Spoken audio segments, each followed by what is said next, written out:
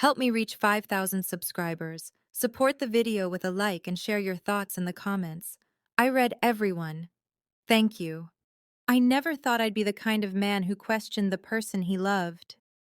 My name is Ethan, and for most of our relationship, I trusted Claire with everything I had. She was funny, steady, and naturally charming. The kind of woman who could walk into a room and make people feel like they'd known her forever. We had been together for 4 years, married for 2. Life wasn't perfect, but it was steady. We lived in a small apartment just outside Chicago, both working long hours and barely seeing each other during the week. Still, I believed our foundation was strong, until the day small cracks began to show. It started quietly, the late-night work dinners, the sudden obsession with fitness when she'd never cared about the gym before, the way her phone suddenly never left her hand. I told myself not to overthink it, that paranoia ruins marriages faster than the truth ever could. But one evening, sitting alone at our dining table waiting for her to come home, I noticed something strange. Her location tag, something we shared out of habit, wasn't updating. It showed her still at work, even though her office had closed 2 hours earlier. When she finally walked in, she looked surprised to see me awake. "Hey," she said, setting down her purse quickly, almost too quickly. "You're still up?" I smiled, trying to sound normal. "Yeah, just waiting for you. Late night?" She paused before answering.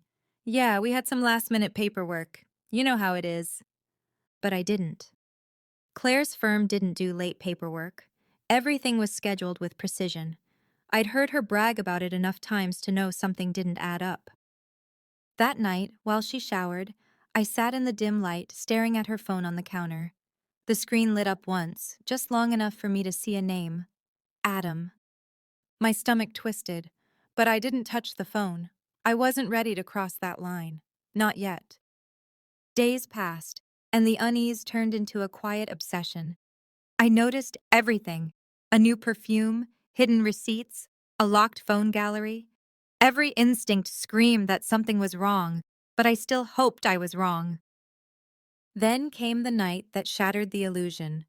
We were heading out to dinner with her coworkers, a rare double date kind of evening. She wore a black skirt and a white silk blouse, her hair neatly tied back, her lips painted a shade I'd never seen before. She looked beautiful, and yet unfamiliar. As she adjusted her skirt before leaving, something white peeked out near the waistband. At first, I thought it was a tag, but curiosity mixed with fear took over. "Hey, hold on," I said casually, stepping closer. "You've got something there." She froze halfway through turning. "What do you mean?" "Let me fix it." I reached out and gently tugged at the inner lining of her skirt. A folded piece of paper slipped onto the floor. She went pale, completely still. When I bent down to pick it up, she tried to grab it first, but I was quicker. My hands shook as I unfolded the note. There it was, handwritten, neatly folded, with a man's name at the bottom. "Can't wait to see you again tonight. Same place." The words didn't need explaining. My chest felt empty. My ears rang as if the room had gone silent. She stood there, unable to speak, her lips trembling. "Ethan, it's not what you think." I let out a quiet laugh, the kind that comes when pain hits too fast to process. "Then tell me," I said softly, "what am I supposed to think?" Her eyes darted toward the door, then back to me, searching for an escape. But the silence that followed said more than any confession ever could. I placed the note on the table between us. "You know," I said quietly, "I used to think the worst thing that could happen was losing you.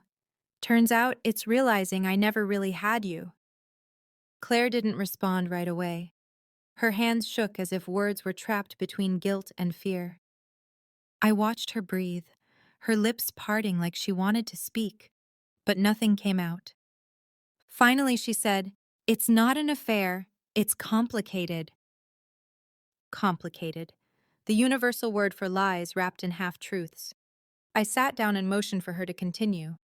"Go on." I said calmly. Uncomplicate it. She stared at the note, avoiding my eyes. Adam's a friend from work. We were supposed to meet about a project. I cut her off. At night? After lying about paperwork? With notes saying you can't wait to see him again? Her face crumpled, tears filling her eyes. I know how it looks. I didn't mean for it to happen. I just... She paused, breathing unevenly. I just felt unseen, Ethan. That word hit harder than I expected. Some part of me knew there was truth in it. I had been distant, stuck in routine, but distance doesn't justify betrayal. It calls for honesty. So you felt unseen, I said slowly. And instead of talking to me, you chose to be seen by someone else. The next morning, I called Claire into the living room. She tilted her head, curiosity in her eyes. What's wrong, Daniel? She asked gently, unaware of the storm ahead. I took a deep breath. Claire, something happened at work today. Something serious.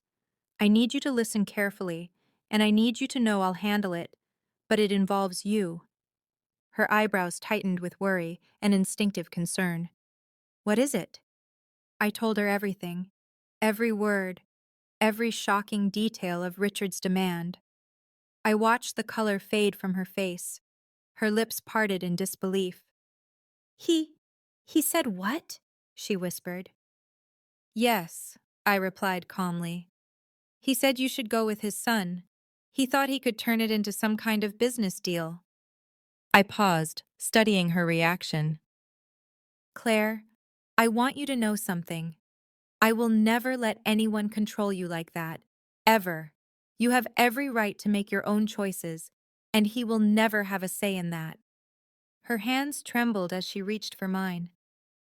Thank you, she said softly. I don't even know what to say. I'm glad it's you. The relief in her eyes melted the tension I had carried all day. In that moment, I realized this wasn't just about refusing Richard. It was about protecting the core of our marriage: respect, trust, boundaries. Without those, nothing else mattered. The following week at the office, things shifted. Richard avoided eye contact, kept his distance during meetings, and never mentioned his arrangement again. My refusal had clearly shaken him. I could feel the balance of power change slightly. Not that I wanted control. This wasn't about revenge. It was about integrity. Still, Richard wasn't the type to give up easily. A few days later, he sent an email disguised as a team-building retreat schedule, casually mentioning a guest spot for his son. My chest tightened, but I stayed calm. I forwarded the message to my legal advisor, Mark, who had helped me with sensitive company matters before. He replied quickly, his tone sharp but reassuring. Daniel, ignore it. You've drawn your line. He can't force this. Any further pressure can be legally challenged. Keep records and stay calm. He's testing limits, not values. I smiled slightly, feeling peace return. This wasn't about fights or lawsuits. It was about clarity. That evening, I understood something important. In moments of pressure, the difference between those who give in and those who stand strong isn't just courage. It's knowing exactly what you will and won't accept, and acting on it without hesitation. When the retreat day arrived, Claire stayed home. She trusted me to handle it, and I did. Richard's son had no idea what was coming when I politely declined the invitation on Claire's behalf, explaining personal boundaries and professional ethics. Richard tried to argue, but my calm, firm voice shut it down. Every word was a line drawn clearly. Driving home that night, I felt lighter. Claire greeted me at the door with a hug, and in that simple moment, I understood the real power of respect, loyalty, and love. Not the twisted control Richard tried to use, but the quiet strength that holds a marriage together. The situation didn't ruin careers. It didn't spark gossip. It didn't cause chaos. It reinforced something far more important. Boundaries matter. Integrity always wins. Richard never crossed that line again. He remained demanding in other ways, but he never tested me or Claire like that. Later that night, as we sat on the couch with Claire resting her head on my shoulder, I reflected on everything I'd learned. Some battles aren't fought with anger. Some victories aren't loud. Sometimes the strongest response isn't a shout, but a calm, steady, unbreakable stand for the people you love. We were safe. We were respected. And for the first time that week, I could breathe easily, knowing no demand, no manipulation, and no abuse of power would ever touch what we had built together.